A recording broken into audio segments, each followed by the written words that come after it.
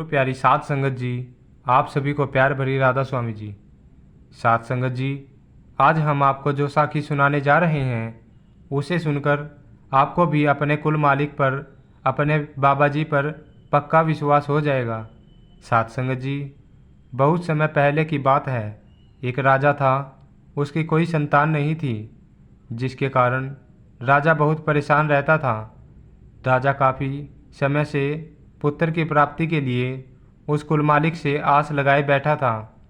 राजा और रानी हर मंदिर, मस्जिद, गुरुद्वारे में हर जगह पर अपना माथा टेक चुके थे, लेकिन उनको कहीं से भी पुत्र की प्राप्ति नहीं हुई थी।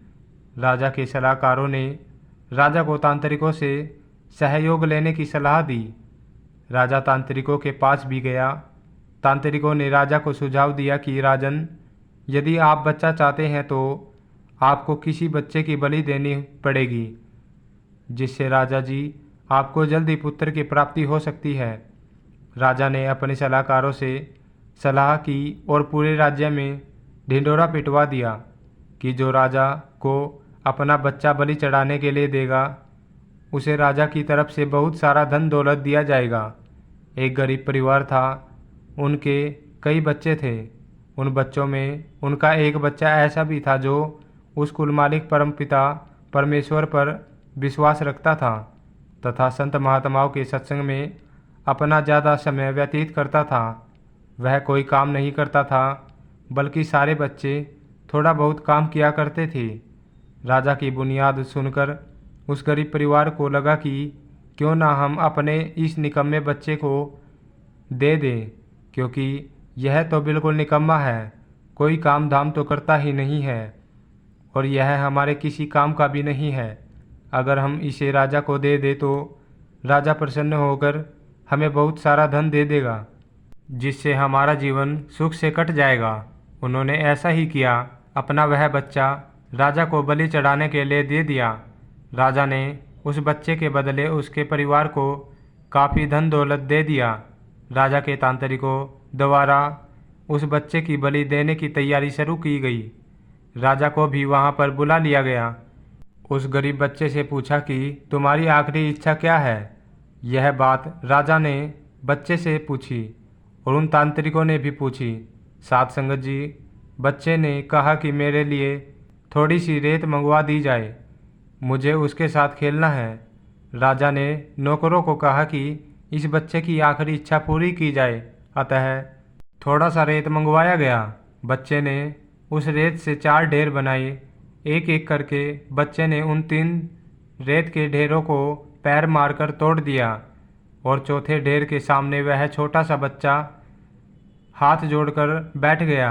उसके बाद उसने राजा से कहा कि अब जो आपने मेरे साथ करना है कर लीजिए।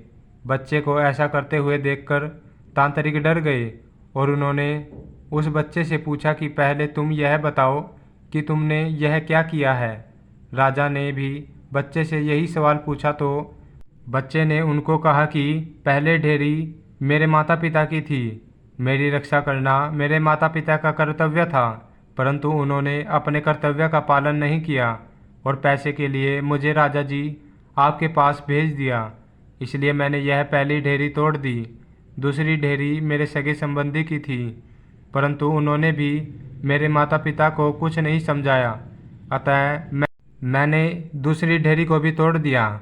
और तीसरी ढेरी है, हे राजन, आपकी थी, क्योंकि राज्य की प्रजा की रक्षा करना राजा का ही काम होता है, परंतु जब राजा ही मेरी बलि देना चाह रहा है तो मैं क्या करूं। यह ढेरी भी मैंने तोड़ दी है और यह चौथी ढेरी राजन मेरे कुल मालिक की है, मेरे सतगुरु की है। अब मुझे सिर्फ और सिर्फ अपने कुल मालिक पर, अपने सतगुरु पर ही, अपने परमपिता परमात्मा पर भरोसा है, इसलिए मैंने यह एक ढेरी छोड़ दी है।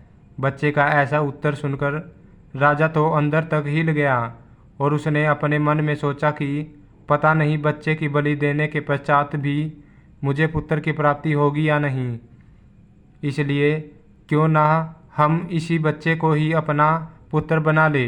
यह बच्चा कितना समझदार और गुणकारी है और भगवान को भी मानने वाला है। हमें इससे अच्छा बच्चा और कहीं नहीं मिलेगा।